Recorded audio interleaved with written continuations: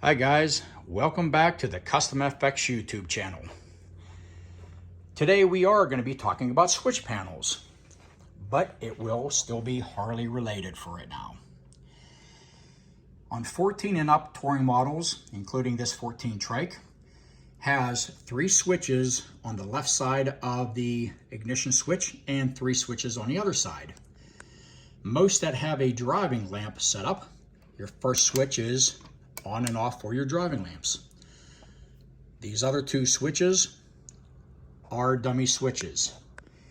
You can of course buy extra switches from Harley, and of course some of them have to be programmed to the BCM, I believe. And also the right side uses a dummy switch. Some guys who don't have the driving lamps may have one on each side. Again, you can go to Harley and buy OEM switches, and the electrical connections are behind the fairing to connect the switch panel into it, just like that one is. But again, programming may be required. Now, before I painted this, when it was black, this was the original switch panel that was underneath there. It was actually a matte finish, even though it was a gloss black, but this was the original panel.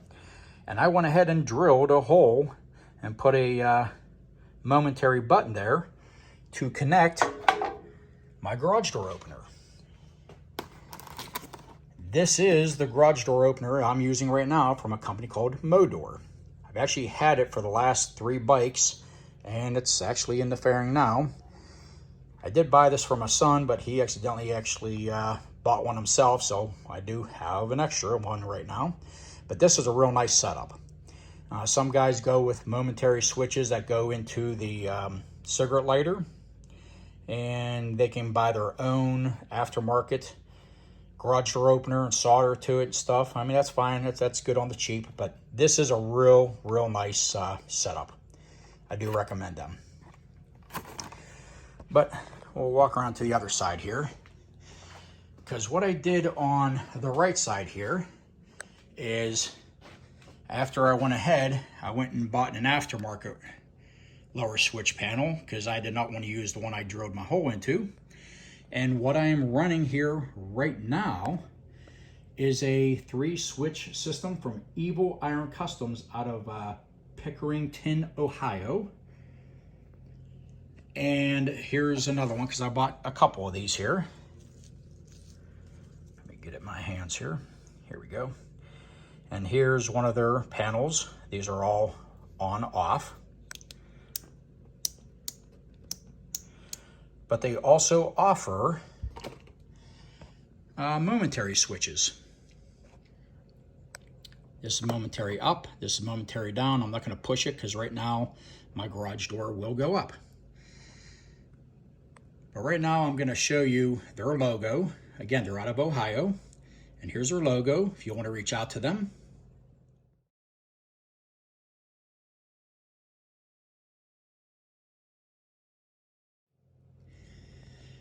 And these are great for guys who do want to use them for center stands, for your 2-wheeled bikes, your air compressor, turning on and off, and also your air ride, your up and down for your air ride.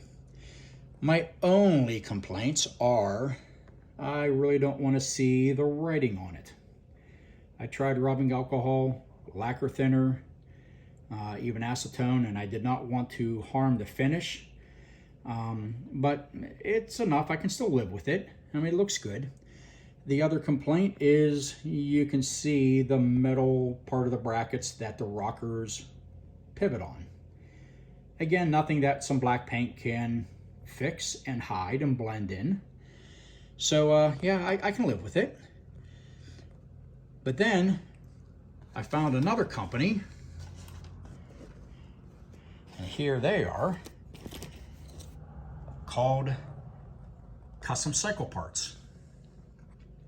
And they are based out of the South Dakota area, I believe. They're also on Facebook.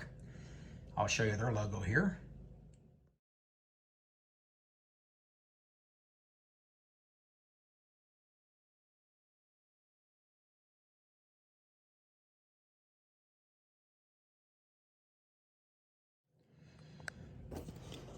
But what's nice about that is these really look a lot more factory.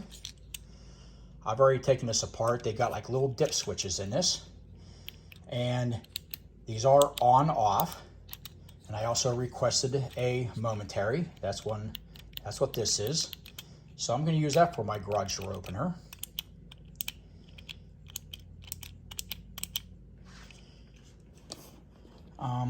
Yeah, I really like that. I really like that. But guys, you do have options. Two great companies, you know, that you have choices of auxiliary switches. Now, again, the paint can actually go over the silver, and again, the on-off, you know, type of thing. If that bothers you, definitely go with that. What's nice about the ones from Evil Iron is, as far as the momentary, again, guys with the air ride, you're up and down for the air ride. In my case, I really have, out of that right switch, I have 2 momentary. Well, what are you going to use the other momentary for? I don't know. But still, though, that's one nice plus with that. But guys, I really like the look of this. No words, no nothing on it. So I'm also going to show you, I actually grabbed another aftermarket one since I already had this painted, and I had my painter Sean. Of course, we got extra paint, so I went ahead to have him paint another one.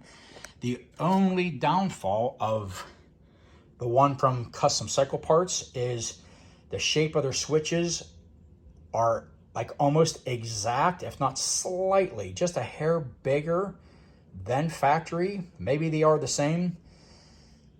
But the problem that I had, because I did already take it out once already, was the shape fit so tight and around those holes that they kind of rub the edges, they start rubbing paint off of it.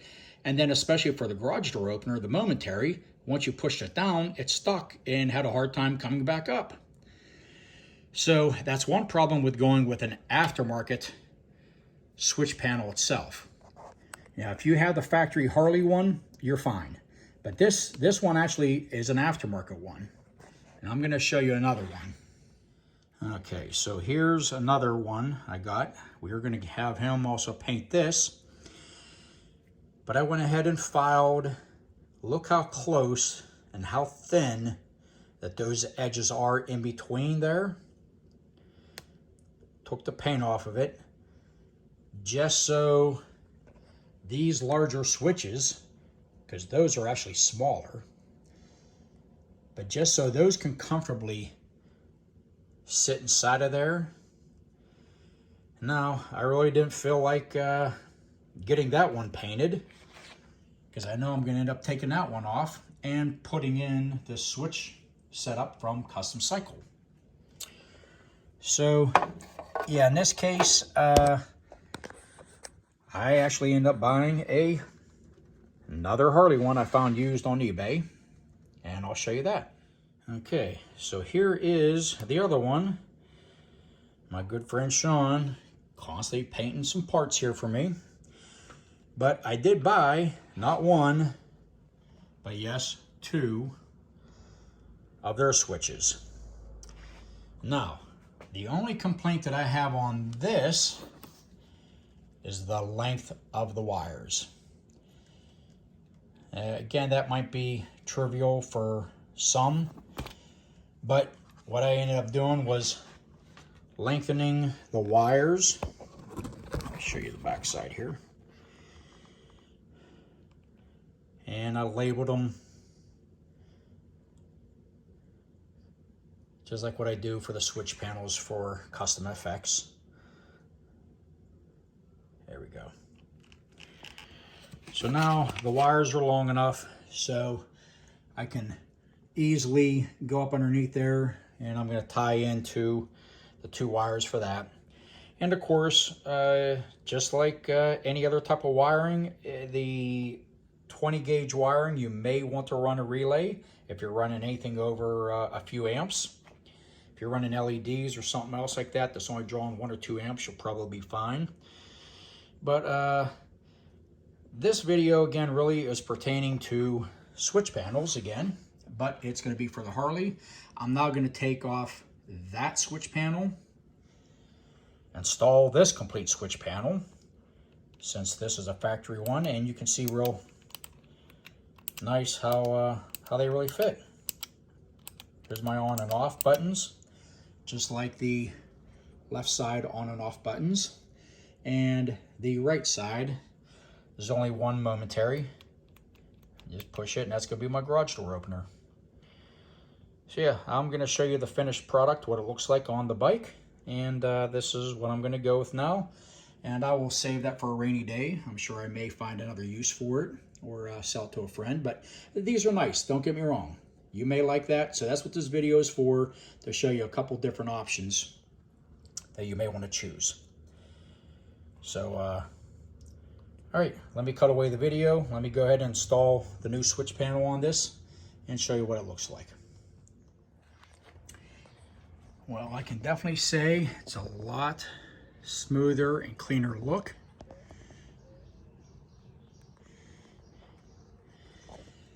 This again are just on off buttons. Nothing connected to them now. Here's my garage door opener.